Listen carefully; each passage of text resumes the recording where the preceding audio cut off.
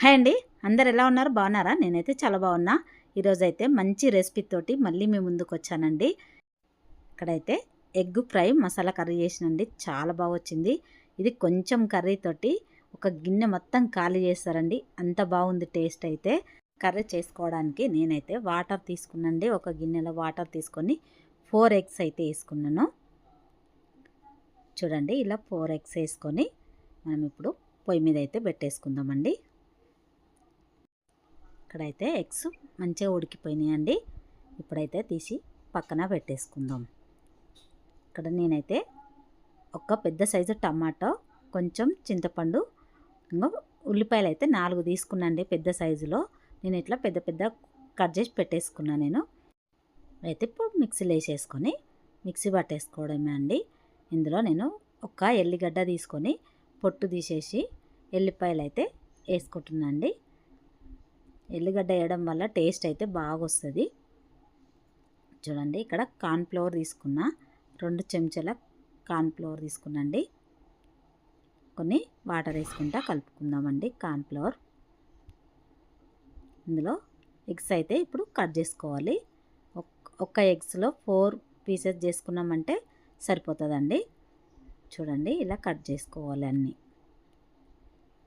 అన్నీ ఇలాగే కట్ చేసి అయితే పెట్టేసుకుందామండి పక్కకు. చూడండి, ఇలా కట్ చేసుకోవాలి. చూడండి, ఒక పీసు ఇంత సైజు వచ్చింది చూడండి. అలా కట్ చేసి అయితే పక్కన పెట్టేసుకొని ఇక్కడ కడాయి పెట్టుకొని ఆయిల్ వేసుకుందామండి. ఆయిల్ వేసుకున్న తర్వాత అవి కార్న్ఫ్లవర్లో ఇలా చేసుకుంటూ ఒక్కొక్కటి ఫ్రై చేసుకోవాలి. ఎగ్ పీసెస్ ఒక్కొక్కటి వేసుకుంటూ ఫ్రై చేసుకోవాలండి. అన్నీ ఇలాగే వేసుకోవాలి. చూడండి, ఒకటి ఒకటి ఇలా వేసుకుంటూ ఫ్రై చేసుకోవాలి మంచిగా. చూడండి, ఇక్కడైతే నేను మిక్సీ పట్టేసుకున్న ఉల్లిపాయ టమాటా అయినా ఇక్కడ ఎగ్స్ అయితే ఫ్రై అవుతున్నాయండి. చూడండి, మరోవైపు తింపుకుంటూ ఫ్రై చేసుకోవాలి. ఇలాగే ఫ్రై చేసుకోవాలండి.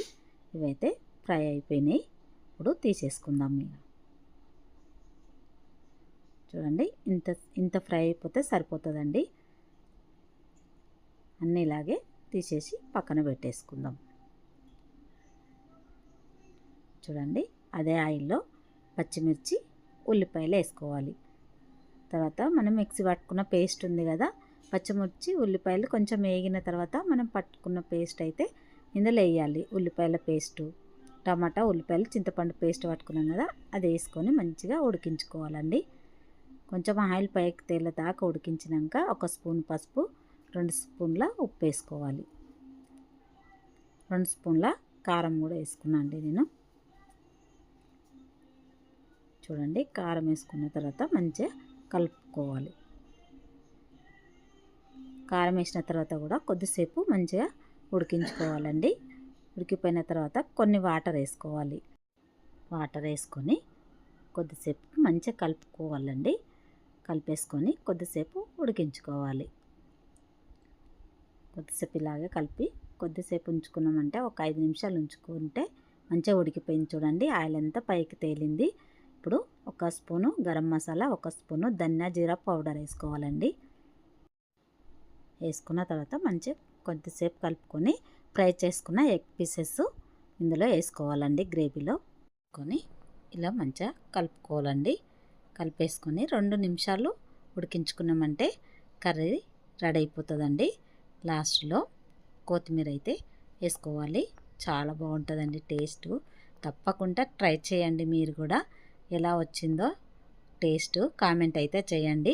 అలాగే ఫస్ట్ టైం మా ఛానల్ చూసిన వాళ్ళు సబ్స్క్రైబ్ చేసుకొని లైక్ చేయండి అబ్బా.